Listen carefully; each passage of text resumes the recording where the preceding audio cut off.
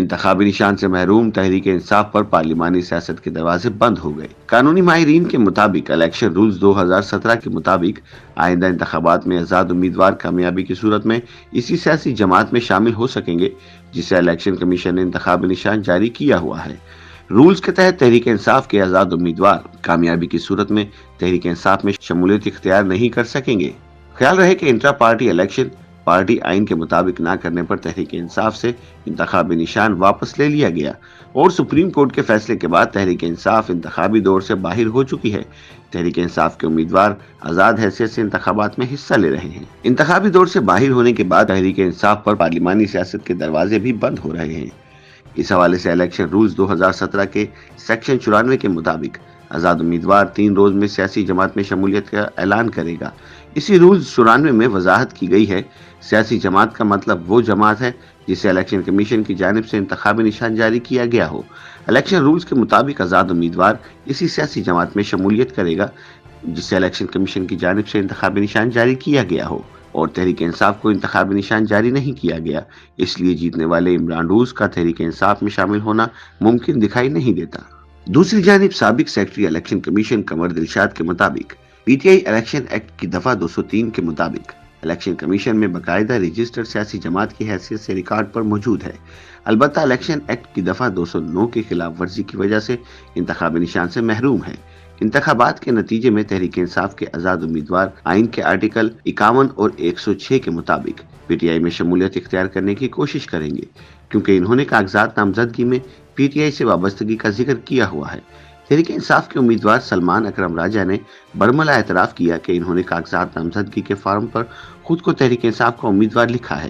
انہوں نے تحریک انصاف کی جانب سے جاری ٹکٹ بھی ریٹرننگ آفیسر کو جمع کرایا ہے، تو ان کو آزاد امیدوار کیسے کہا جا سکتا ہے؟ یہی کیفیت پی ٹی آئی کے تمام آزاد امیدواروں کی ہے اور انہوں نے کاغذات نامزدگی کے فارم پر پارٹی وابستگی ظاہر کر رکھی ہے۔ قمر دلشاد کے مطابق 8 فروری کو انتخابات کے فوری بعد اور الیکشن کمیشن کے نوٹیفیکیشن کے بعد تمام آزاد اراکین کو آئین کے آرٹیکل 51 اور 106 کے تحت ہدایات دی جائیں گی کہ وہ 3 دنوں کے اندر کسی بھی سیاسی جماعت میں شمولیت اختیار کر سکتے ہیں، تاکہ ان کی شمولیت کے بعد مخصوص نشستوں کا کوٹا مقرر کیا جا سکے۔ چونکہ تحریک انصاف کے آزاد ارکان اسمبلی نے کاغذات نامزدگی کے فارم پر تحریک انصاف کی وابستگی ظاہر کر رکھی ہے، لہٰذا وہ تحریک انصاف میں شمولیت اختیار کرنے کے لیے قانونی سہارا تلاش کریں گے۔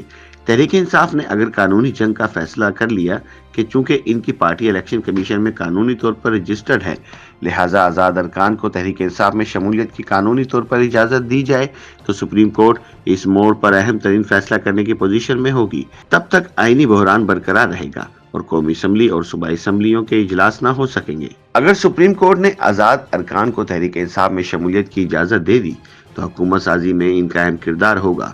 وہ کسی بھی ہم خیال سیاسی جماعت سے اتحاد کر کے حکومت کا حصہ بن سکتے ہیں، کیونکہ پارٹی کی قیادت وکلا کے ہاتھوں میں ہے، اور وہ کسی بھی سیاسی جماعت سے مفاہمت کر کے حکومت سازی کا حصہ بن سکتے ہیں۔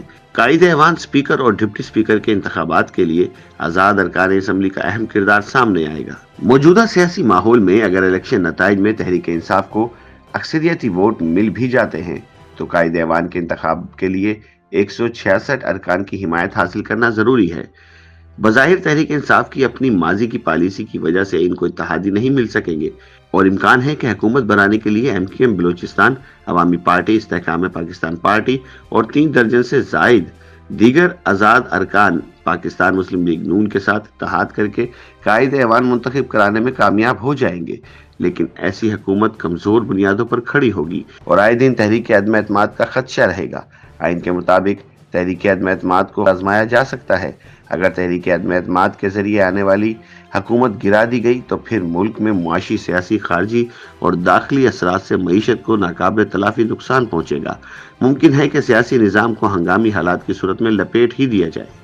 یوٹیوب پر گوگلی نیوز دیکھنے کے لیے youtube.com کی سرچ بار میں googly news T V type کریں۔ گوگلی نیوز کے پیج پر سرخ رنگ کے سبسکرپشن والے بٹن پر کلک کرنا نہ بھولیے۔ یوٹیوب پیج پر اپلوڈ ہونے والی ویڈیوز سے باخبر رہنے کے لیے بیل آئیکن پر کلک کیجیے۔ آپ کو ہر نئی ویڈیو کے بارے میں نوٹیفیکیشن موصول ہو جائے گا۔